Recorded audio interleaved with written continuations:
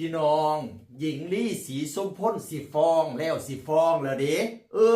หญิงลี่ที่เราไปคอมเมนต์ให้กำลังใจแพ้วพราวเสียงท่องนะหลังจากนั้นเพจดังๆจับเราไปแขวนไปลุ่มด่าเราพี่น้องคนเม่นกับเม่นว่าเราหล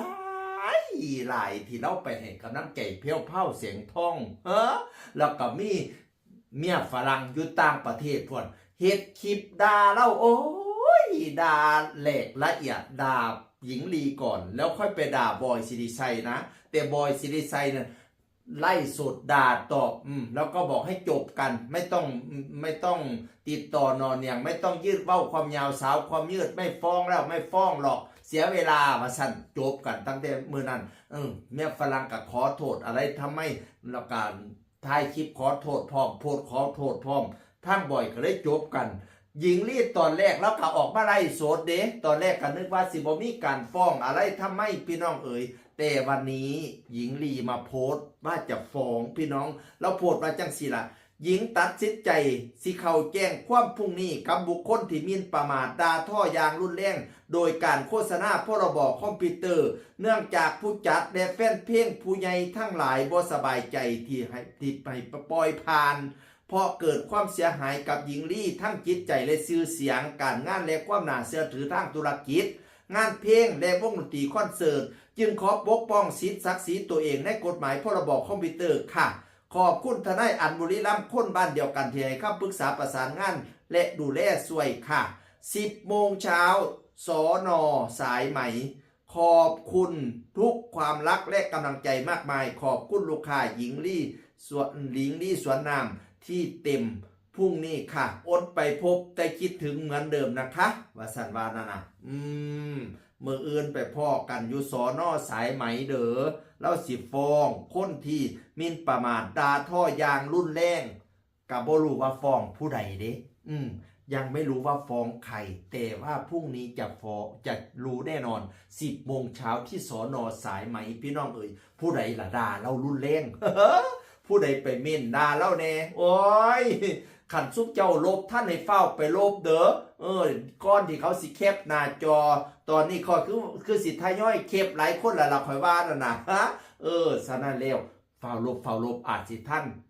แต่ว่าทั้งประเทศโอ้ยด่ารุนแรงเติบอยู่คอยบอกกล้าเปิดคอยบอกกล้าเว้าเพราะว่ามันเป็นคำเว้าที่อาจสิติดเลี้ยงติดแหลงคำเว้าแล้วหยาบโพดพี่น้องเลย ซะแล้วอย่าไปเม่นให้สนุกปากบัดเนี่ยพี่น้องเอ้ยขันเขาฟ้องร้องมาปรับไหมใส่โทษเราสิได้ขายหน้าตากล้าให้เขาเด้ดินดอนต้นหญ้าสิได้เสียค่าปรับค่าไหมเด้ไปโรงพักมันบ่ม่วนคือไปโรงแรมค่อยว่าแล้วนอนเลี้ยนจำมันบ่สบายคือนอนเลี้ยนไทยฉะนั้นแล้วก่อนจะเม้มอะไรให้ใส่สติก่อนจะพูดอะไรให้ใส่สติพี่น้องเอ๋ยมันสิยากลูกจากเต้าพากันไปเว้าทนายพาลูกหลานสิพาไปขึ้นศาลอยากอายเขาสิเม่นอีหยังให้ว่าให้ใส่สติเขียนอีหยังเม่นอีหยังไปเนี่ยโอ้ยมันสิโทษกลับมาหาเจ้าของขัดอดบ่ได้อีหลีให้ไปซื้อสมุดเล่มใหญ่ๆมากกับปากกามาแทงนึงอยากเขียนได้ยังเขียนใส่สมุดนั่นอย่ามาเขียนใส่มือถือเขาสิฟ้องร้องปรับไหมใส่โทษเท่าใดพี่น้องเอ๋ยใครที่หมิ่นประมาทด่าทออย่างรุนแรงประสันว่านี่เฝ้าไปลบทำแม่ ซะแล้วคอยบอกแล้วยัดสุดากันไปยัดสุดากันมาเขาฟ้องมันสิยาก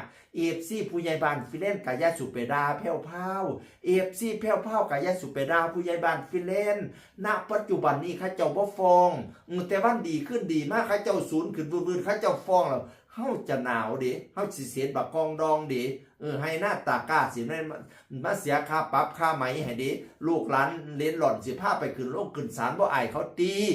ยาสุไปด่าเขาอยู่ซื่อๆคือแถวทั้งเทิงเนี่ยขันโอ๊ตเพราะไรเราเรียนผ่าน บอกขันบ่อยากเห็นน่ะจงใช้สติในการเม่นในการเขียนพี่น้องเอ๋ยอันเขาเจ้าเห็นหญิงลี่ฟ้องเด้ซุ่มเจ้าไปเบิ่งในคอมเมนต์เด้โอ้ยฟ้องเลยคนเสียกะหลายทำไมแพรวพราวไม่ฟ้องเหมือนหญิงลีบ้างเพราะว่าหญิงลี่เนี่ยไปเม่นให้กำลังใจแพรวพราวทำไมแพรวพราวไม่ออกมาปกป้องตัวเองบ้าง ฉันเราเมียปกป้องแพรวพราวจังเลยแพรวพราวออกมาฟ้องหน่อยฟ้องหน่อยฟ้องหน่อยนี่แต่คนเสียให้ฟ้องซะนั่นแล้วลังเทียเสียไปเสียมาเขาอาจสิใจฮึบอยากฟ้องก็ได้ซะนั่นแล้วเฮาอย่าไปด่าผู้ใดเฮาอย่าไปด่าผู้ใดอยู่ซื่อๆคือแขวทั้งเทิงเนี่ยมันสิลำบากบัดยามเขาได้ไปขึ้นโลกขุนศาลเนี่ยด้วยรักและเป็นห่วงนี่เนี่ยด้วยรักและเป็นห่วงบ่อยากให้ด่ากันที่สำคัญนะ รักกันไว้เถิดเราเกิดร่วมแดนไทยเสียงคนเขาเว้าสู่ฟังสวัสดีครับสวัสดีครับ